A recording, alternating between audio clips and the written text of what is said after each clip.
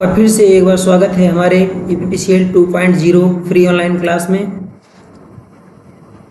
आप लोग यदि हमारे चैनल पर नए हैं तो चैनल को सब्सक्राइब करें, लाइक करें और अपने मित्रों में शेयर करें। आप लोगों को वीडियो प्रदान किया जा रहा है, इसमें प्रत्येक क्वेश्चन को बहुत बारीकी से समझाया गया है और इसका फ्री क्विज जो आपको मिलेगा ये हमारे इस टेलीग्राम ऐप्स पर मिलेगा।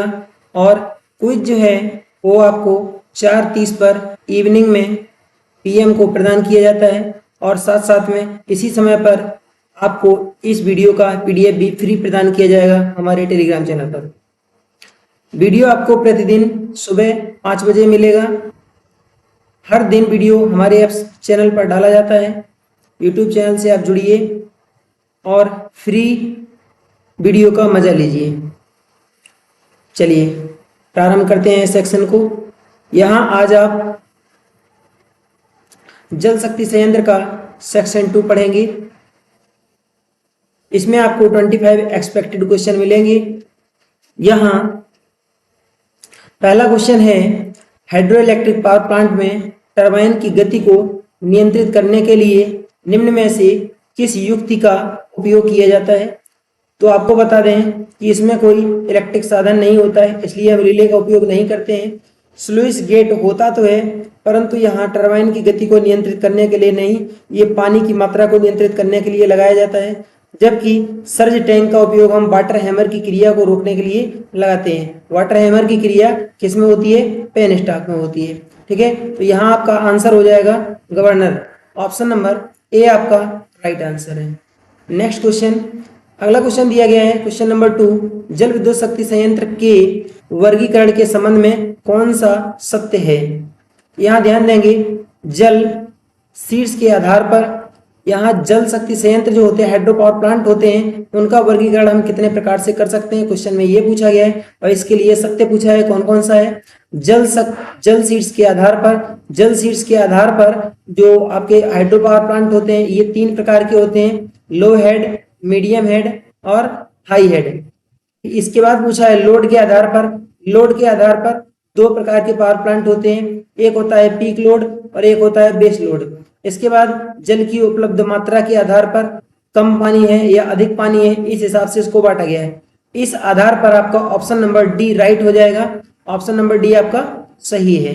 नेक्स्ट क्वेश्चन देखते हैं। अगला क्वेश्चन है, 4 वे से टरबाइन तक जल ले जाने का सबसे अच्छा साधन हाइड्रो पावर प्लांट में क्या है। यहां बोला है 4 वे से टरबाइन तक। अब 4 वे और टरबाइन ये होते क्या हैं कि जान लीजिए कि जो आपका जो डैम होता है, डैम का ये वाला सेक्शन, इधर जो पानी भरा होता है ये 4 वे, डैम से पहले वाला मार्ग ये 4 वे होता है। और यहाँ पर आपका ये स्लुइस गेट होते हैं और यहाँ पर आपका सर्ज टैंक स्थापित कर दिया जाता है। ठीक है, सर्ज टैंक, और यहाँ से ये टरबाइन जाती, ये आपकी पेन स्टॉक जाती है।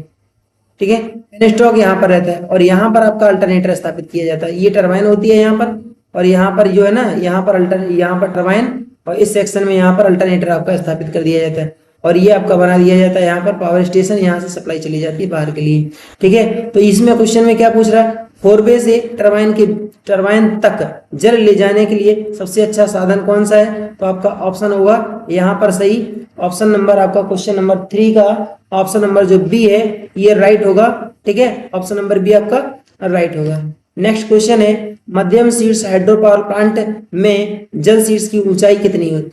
तो आपको बता दें जानकारी के लिए, एक होता है लो हेड, एक होता है मीडियम हेड और एक होता है हाई हेड। तो जो लो हेड होता है इसमें होती है 45 मीटर तक। ठीक है ना, और मीडियम हेड होती है, इसमें होती है 45 मीटर से 150 मीटर तक इसकी ऊंचाई, डैम की ऊंचाई। और हाई हेड में 150 मीटर से और ये 2000 मीटर तक की ऊंचाई होती है डैम की। तो यहाँ क्वेश्चन किसका पूछा गया है, मीडियम हेड का।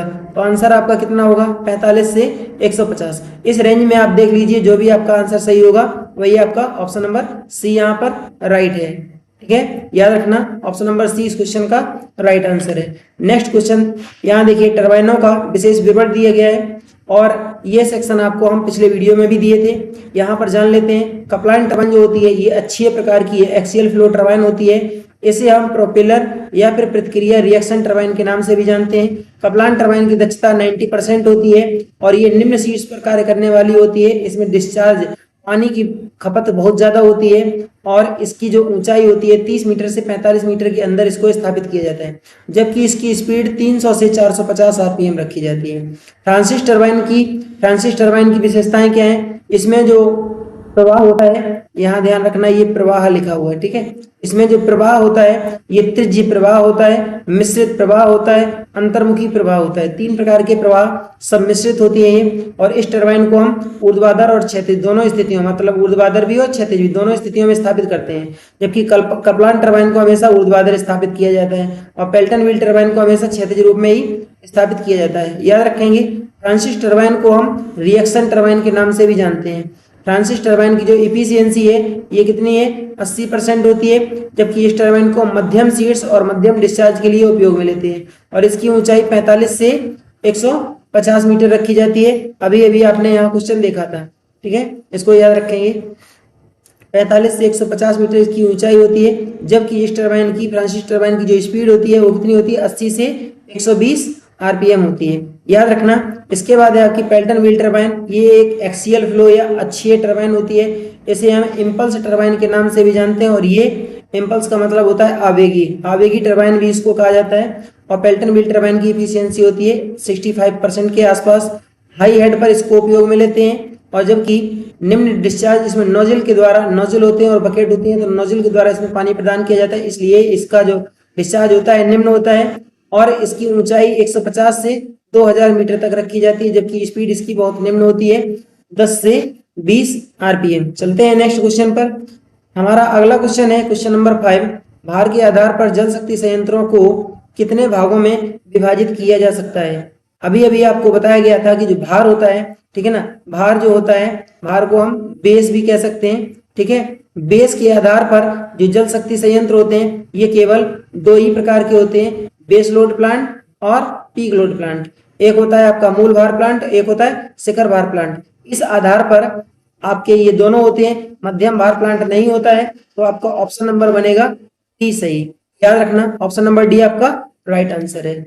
नेक्स्ट क्वेश्चन है हमारा, छोटे जल संयंत्रों के लिए विशेष प्रकार के टरबाइन विकसित किए गए हैं जिन्हें कहा जाता है।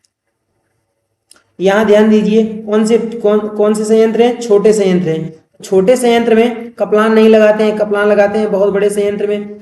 इसकी हेड जो ऊंचाई होती है, अभी अभी आपको बताया गया, इसकी जो ऊंचाई होती है ये 45 मीटर के आसपास होती है, ठीक है ना। ये मीडियम हेड होता है। और फ्रांसिस टरबाइन जो होती है ये भी बड़े शक्ति संयंत्र के लिए, बेस लोड प्लांट के लिए इसका उपयोग में लेते हैं और इसकी ऊंचाई जो होती है ये 45 मीटर से हम कितनी लेते हैं? 150 मीटर के आसपास लेते हैं। जबकि बाल्ब टरबाइन जो होती है इसके हेड की ऊंचाई मिनिमम जो है 5 मीटर होती है, जबकि बहुत ज्यादा से ज्यादा लेंगे तो ये 10 मीटर तक होती है, 5 से 10 मीटर तक हो सकती है, इससे अधिक नहीं होती है, ठीक है ना। और पेल्टन व्हील टरबाइन जो होती है इसकी ऊंचाई हम लेते हैं 150 मीटर से और 2000 मीटर तक हम पेल्टन व्हील टरबाइन का शीर्ष ले लेते हैं। इसमें से जो छोटे जल संयंत्र होते हैं, छोटे जल संयंत्रों के लिए बल्ब टरबाइन का उपयोग किया जाता है। ऑप्शन नंबर आपका सी सही है। याद रखना ऑप्शन नंबर सी आपका राइट है। नेक्स्ट क्वेश्चन, निम्न में से पीक भार संयंत्र का चयन करें। तो पीक लोड पर जो कार्य करते हैं वो कौन सा आपका प्लांट है जो पीक लोड पर कार्य करता है? ध्यान दीजिए, नाभिकीय शक्ति संयंत्र बेस लोड होता है, ये बेस लोड होता है, ठीक है ना। टाइडल एनर्जी ये बेस लोड होता है। भाप शक्ति संयंत्र ये आपका बेस लोड होता है, जबकि डीजल पावर प्लांट ये आपका पीक लोड होता है। यहाँ ऑप्शन नंबर डी आपका राइट हो जाएगा, याद रखना, ठीक है। कौन सा? Option number D. Option number D आपका राइट हो जाएगा, इसको याद रखना। और बेस लोड जो पीक लोड प्लांट होते हैं ये कैसे होते हैं? अस्थायी प्लांट होते हैं। इनको हम एक स्थान से दूसरे स्थान पर हम आसानी से स्थानांतरित कर सकते हैं, ठीक है। और इनके द्वारा जो विद्युत का उत्पादन किया जाता है वो आंशिक समय के लिए विद्युत का उत्पादन करते हैं, ठीक है। और इनकी प्रारंभिक लागत भी कम होती है, जबकि परिचालन लागत ज्यादा होती है, याद रखना। और इनको स्थापित करने के लिए जमीन जो जगह होती है, कम जगह की आवश्यकता होती है। जबकि जो बेस लोड प्लांट होते हैं ये स्थान, जो स्थान होता है, स्थान क्या करते हैं, स्थान अधिक घेरते हैं, ठीक है, स्थान अधिक घेरते हैं। और इनकी जो स्थापन लागत होती है, कौन सी स्थापन लागत होती है जो, ठीक है, स्थापन लागत कैसी होती है, अधिक होती है। और इनके द्वारा जो विद्युत का उत्पादन होता है, ठीक है ना, इनके द्वारा सस्ती विद्युत उत्पादित होती है, ठीक है ना, विद्युत जो है ये सस्ती मिलती है, जबकि सस्ती विद्युत मिलती है इनके द्वारा, जबकि इनके निर्माण में, ठीक है, इनके निर्माण में टाइम अधिक समय लगता है, ठीक है ना, इनके निर्माण में अधिक समय लगता है। और इनके द्वारा जो विद्युत होती है ये सस्ती उत्पादित होती है, और इनमें कर्मचारियों की संख्या अधिक होती है, जबकि पीक लोड प्लांट में एक कर्मचारी के द्वारा, न्यूनतम एक कर्मचारी के द्वारा काम चल जाता है, ठीक है, याद रखना। इस आधार पर हमारा क्वेश्चन नंबर 7 का ऑप्शन नंबर डी राइट हो जाएगा, ठीक है, ध्यान देंगे। क्वेश्चन नंबर जो आपका 7 है इसका डी आंसर राइट हो जाएगा। नेक्स्ट क्वेश्चन है, सूक्ष्म जल संयंत्रों के लिए वाटर हेड की ऊंचाई अधिकतम कितनी होती है? तो ध्यान देना, यहाँ 80 नहीं होती है, ये आपकी होती है किसमें, ये होती है मीडियम हेड में। और 50 जो होती है ये भी आपकी मीडियम के अंतर्गत आती है। 10 हम लेते नहीं है, सूक्ष्म का पूछा है, ठीक है ना, तो सूक्ष्म जल संयंत्र के लिए हम 5 मीटर जो है वाटर हेड लेते हैं। और इसी शक्ति संयंत्र में स्थापित किया जाता है कौन सा, बल्ब टरबाइन, ठीक है, बल्ब टरबाइन इसी शक्ति संयंत्र में स्थापित किया जाता है। और इन शक्ति संयंत्रों को हम कहां पर स्थापित करते हैं, ये नहर है, ठीक है ना, नहरों पर या फिर तालाबों पर इन शक्ति संयंत्रों को हम आसानी से स्थापित कर सकते हैं। याद रखना, क्वेश्चन नंबर जो 8 है इसका आंसर कौन सा, आंसर ए सही हो जाएगा। नेक्स्ट क्वेश्चन है 9, बहाव टंकी, इसी का दूसरा नाम होता है क्या, सर्ज टैंक, ठीक है ना, सर्ज टैंक, ध्यान देना, इसी का दूसरा नाम जो होता है ये सर्ज टैंक होता है।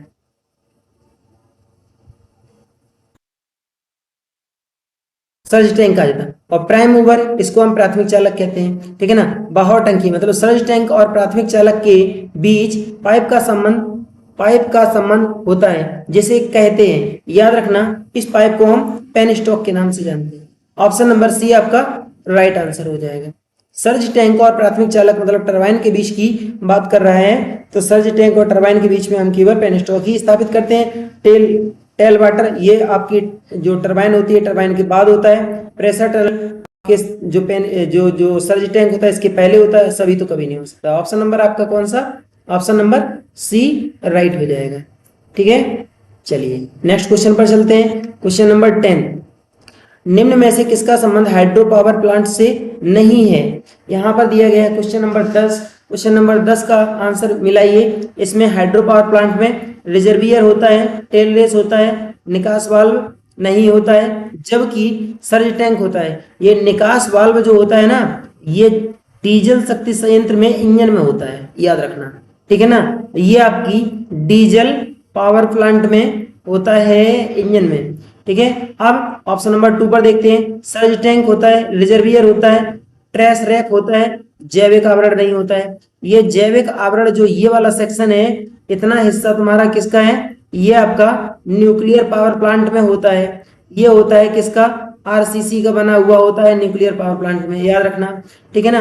अब ऑप्शन नंबर सी पर आते हैं। बहाव टंकी ये होती है सर्ज टैंक, इसको बहाव टंकी जो है ना ये होती है, बहाव टंकी हम कह सकते हैं। इसके बाद सर्ज टैंक, हीट एक्सचेंजर नहीं होता है, रिजर्वियर भी होता है। तो ये रिजर्वियर जो हीट एक्सचेंजर है ये किस में होता है, हीट एक्सचेंजर जो होता है ये आपका न्यूक्लियर पावर प्लांट का हिस्सा है, ठीक है। अब देखते हैं ऑप्शन नंबर डी पर। बहाव टंकी, सर्ज टैंक, रिजर्वियर और ट्रेस रैक ये सभी के सभी आपके किसमें, हाइड्रो पावर प्लांट में होते हैं। तो ऑप्शन नंबर आपका कौन सा, ऑप्शन नंबर डी आपका राइट हो जाएगा।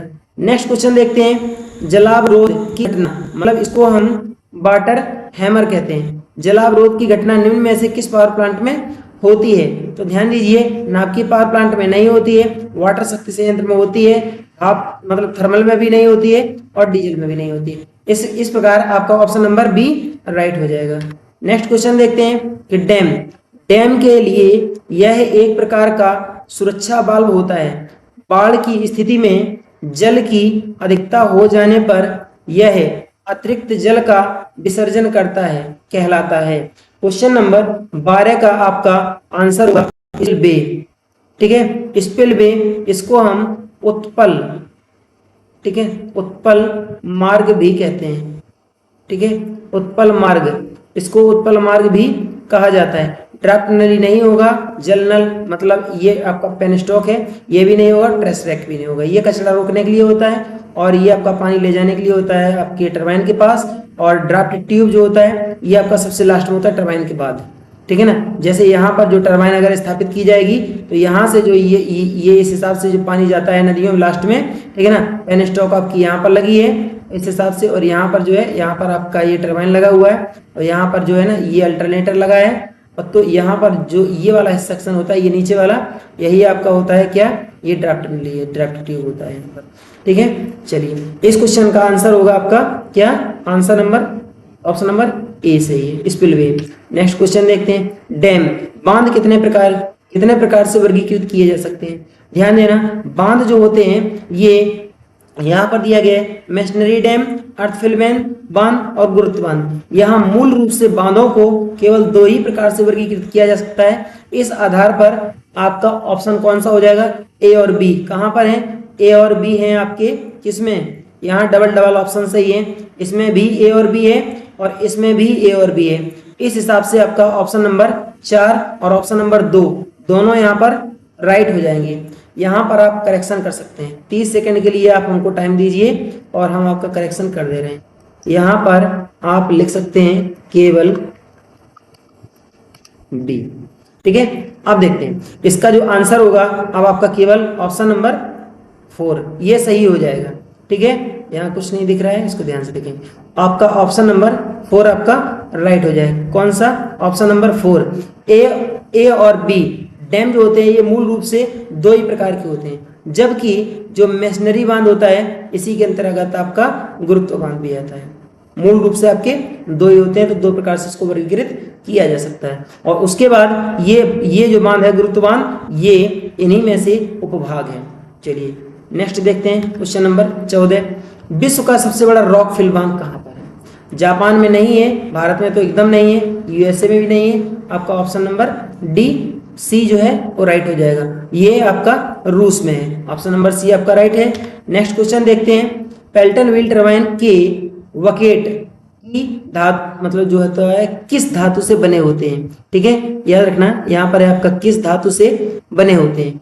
तो जो बकेट जो होते हैं किसके, पेल्टन व्हील टरबाइन के जो बकेट होते हैं ये सामान्यतः किस धातु के बने होते हैं। क्वेश्चन नंबर 15 का ऑप्शन नंबर ए आपका राइट है। कास्ट आयरन या फिर स्टेनलेस स्टील, बेदाग इस्पात के बने हुए होते हैं। ठीक है, सिलिकॉन स्टील के नहीं होते हैं, और सिलिकॉन ये स्टेनलेस स्टील कॉपर, यहाँ कॉपर के नहीं बने होते हैं। इसके बाद लिखा है सिलिकॉन स्टील, इसके भी बने हुए नहीं होते हैं। और ये जब एक आंसर आ गया तो नोटा कभी नहीं हो सकता। ऑप्शन नंबर आपका कौन सा, ऑप्शन नंबर ए आपका राइट आंसर है। नेक्स्ट देखते हैं, अगला दिए गए चित्र में कौन सा पावर स्टेशन दिखाया गया है। तो यहाँ जो आप ये चित्र देख रहे हैं ये किस शक्ति संयंत्र का आपको जो चित्र है ये दिखाया गया है। हाइड्रो पावर स्टेशन ऐसा होता नहीं है, यहाँ ये ओशियन दिखाया गया है, समुद्र दिखाया गया है। ऐसा देखिए, ऐसा कुछ स्टेशन यहाँ पर दिखाया गया है। तो जो समुद्र होते हैं ये कहाँ पर हो सकते हैं, न्यूक्लियर पावर प्लांट में एकदम नहीं हो सकते हैं, थर्मल पावर प्लांट में भी नहीं होते, कोयला वगैरह होता है, इसको नहरों नदियों के किनारे लगाया जाता है। जबकि टाइडल एनर्जी, यहाँ पर आप देख सकते हैं कि इसमें ये लिखा हुआ है